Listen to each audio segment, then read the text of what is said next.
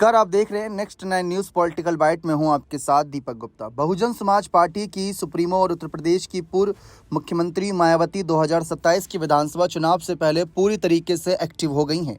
साथ ही साथ स्वामी प्रसाद मौर्य भी जमकर मायावती की हाल फिलहाल में तारीफ करते नजर आए थे। ये कहते नजर आए थे कि अगर बहन जी अपने पुराने मिशन पर लौटती हैं तो मैं उनके साथ जुड़ने के लिए तैयार हूँ, हम उनका साथ देंगे, ऐसे कुछ उनके शब्द थे। लेकिन इस बीच देखा जाए तो हाल ही में रविवार 7 सितंबर को राजधानी लखनऊ में हुई बसपा की बैठक में मायावती ने संगठन के पुनर्गठन और आगामी कार्यक्रमों की रणनीति पर विस्तार से चर्चा की। इसके साथ ही बसपा के प्रदेश भर से आए वरिष्ठ पदाधिकारियों ने बूथ से लेकर जिला स्तर तक की कमेटियों की प्रगति रिपोर्ट मायावती के सामने रखी।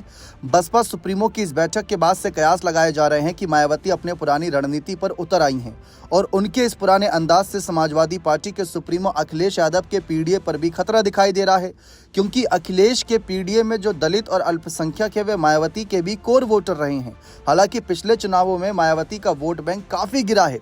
लखनऊ में हुई बसपा की बैठक में ऐलान हुआ कि 9 अक्टूबर 2025 को कांशीराम की पुण्यतिथि पर एक बड़ी रैली होगी, जिसमें पुराने नेताओं की वापसी और नई रणनीति की घोषणा हो सकती है। बसपा प्रमुख के आदेश के बाद सभी कार्यकर्ता मिशन 2027 के तहत गांव-गांव जाकर दलित समुदायों में खासकर जाटा वोट बैंक को मजबूत करने में लगे हुए हैं। अब जिस तरीके से ये खबर सामने आ रही है कि पुराने नेताओं की वापसी, क्या इन नेताओं की फहरिस्त में स्वामी प्रसाद मौर्य का भी नाम है? देखा जाए तो हाल ही में अशोक सिद्धार्थ को माफ करते हुए मायावती ने एक बार फिर से मौका दिया, लेकिन ऐसा कोई माफीनामा हमने स्वामी प्रसाद मौर्य की तरफ से नहीं दिया, तो क्या उन्हें माफी मांगनी पड़ेगी? ये समझना बहुत जरूरी है। लेकिन यहाँ पर अखिलेश के फॉर्मूले के यहाँ पे कह सकते बड़ी सेंध लगाने की कोशिश में है। साल 2024 के जो लोकसभा चुनाव के नतीजे थे, 37 सीटें जीती थी अखिलेश की पार्टी, और अगर मायावती की पुरानी रणनीति काम कर पाई तो सपा के पीडीए को 20-25% वोट प्रभावित हो सकता है। साल 2024 के चुनाव और 2022 के यूपी विधानसभा चुनाव में मायावती की बसपा के प्रदर्शन पर नजर डालें तो बेहद खराब था। अगर देखें तो इस समय मायावती का एक भी सांसद नहीं है, एक राज्यसभा सांसद है और उत्तर प्रदेश में एक विधायक है, एमएलसी नहीं है। तो ये एक बहुत बड़ी सिचुएशन है मायावती के लिए। ऐसे में उनको वापसी की तरफ देखना पड़ेगा।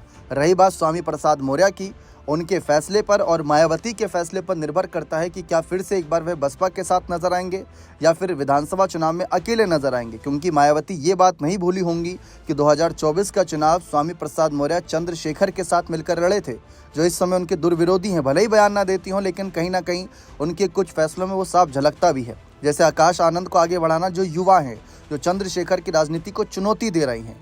देखते हैं आगे क्या माहौल बनता है। बने रहें चैनल के साथ। बहुत बहुत शुक्रिया।